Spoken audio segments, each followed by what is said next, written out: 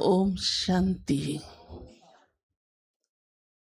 प्यारे बाबा की याद का बहुत मीठा मीठा गीत सुना।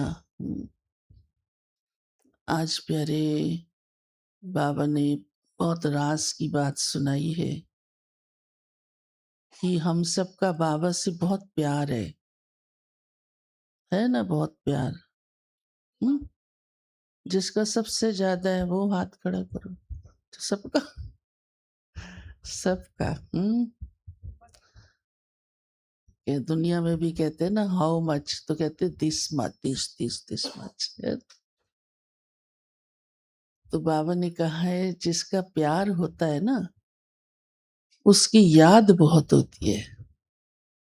जिससे प्यार होता है उसकी इतनी याद होती है कि बार बार वो याद आता है। निशानी है ना ये। हाँ, याद ही ना आए तो प्यार माना जाएगा? माना जाएगा? प्यार की निशानी ही याद है। फिर तो हमको याद करना मुश्किल लगना ही नहीं चाहिए। बाबा ही बाबा बार बार अंदर से दिल कहता रहे, याद आती रहे। याद की डोर बाबा से बंधी रहे, लगी रहे। इतना बाबा को याद करना जरूरी है। तो बाबा ने कहा अच्छा, मैं क्यों बार बार कहता हूं मुझे याद करो? आप याद करेंगे तो बाबा को कुछ मिलना है क्या? हम्म तो क्यों बाबा कहता है मुझे? बाबा को कहना पड़ता है। कोई मुरली नहीं जिसमें बाबा ने ना कहा हो कि मुझे याद करो। हर मुरली में जब भी बाबा बच्चों से बात करते हैं तो यही बात बाबा हमें पक्की कराते हैं।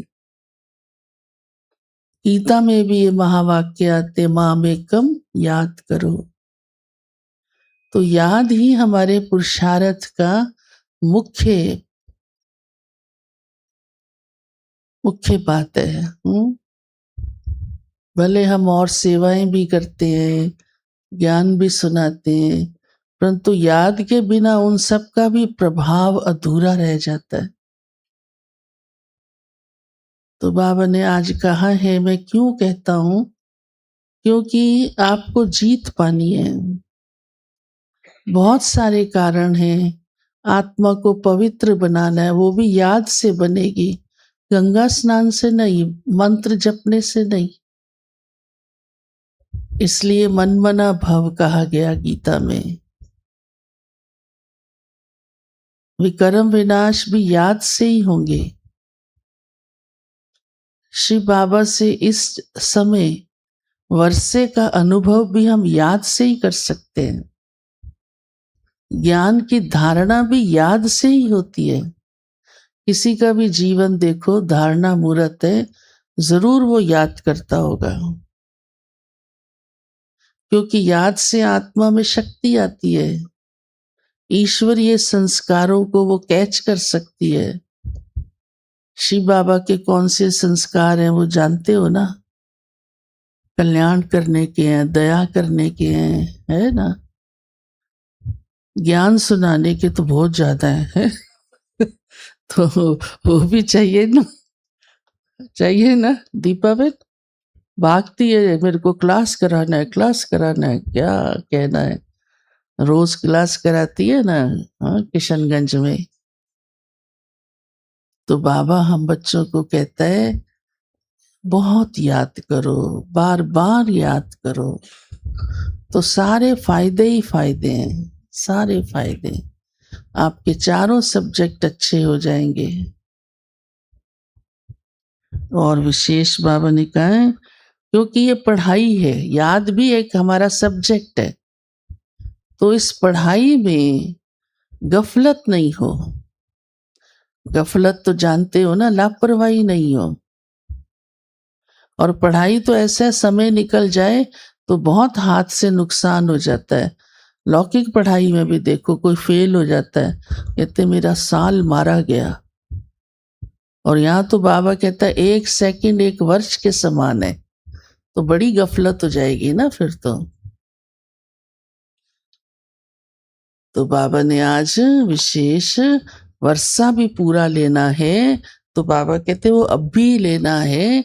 जब युद्ध छिड़ जाएगी, लड़ाई होगी, उस समय बाबा इतना याद नहीं आएगा। हम सोचते हैं उस समय तो बाबा ही याद आएगा। जब संकट आता है तो दिमाग घूम जाता है सारा ना, है ना। अपनी सेफ्टी के लिए भागते हैं इधर उधर, अपनी देह की रक्षा, अपने अन्य बातों की रक्षा, उसमें ध्यान जाता है बार बार। और ये संबंधी ज्यादा याद आते हैं, उसका कोई नुकसान तो नहीं हो गया। और हम ये आश लगा के बैठते हैं, अरे उस समय तो कौन याद आएगा, भगवान ही आएगा। ऐसा नहीं है। तो उस समय भगवान भी तब आएगा जब अभी इतना भगवान को हम याद करते होंगे, इतनी आदत बन जाएगी हमारी। अभी सभी हालात अच्छे होते हुए भी, खा रहे हो, पी रहे हो, सब कुछ मिल रहा है, तो भी बाबा भूल जाता है। तो उस समय तो मिलेगा नहीं, तो ध्यान उसमें ही जाएगा ना, कहाँ से खाना मिलेगा, कहाँ से ये चीज मिलेगी। अब आने वाला टाइम ऐसा है, दुनिया भी कह रही है कि हो सकता है अनाज भी ना मिले।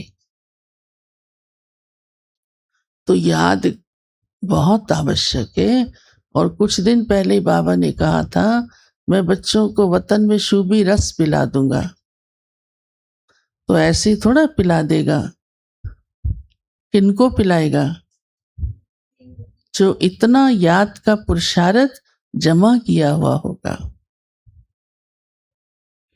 जैसे कमाने वाले बच्चे को माँ छिप के भी मक्खन उसकी रोटी में डबल डाल देती है, कोई देखे भी नहीं, है ना। तो शिव बाबा भी देखेगा, ये तो बड़ी कमाई वाला, माना इतना पुरुषार्थ करके आया, ये तो बहुत पुरुषार्थ करता है, मेरे बिना और किसी तरफ इसकी बुद्धि जाती ही नहीं।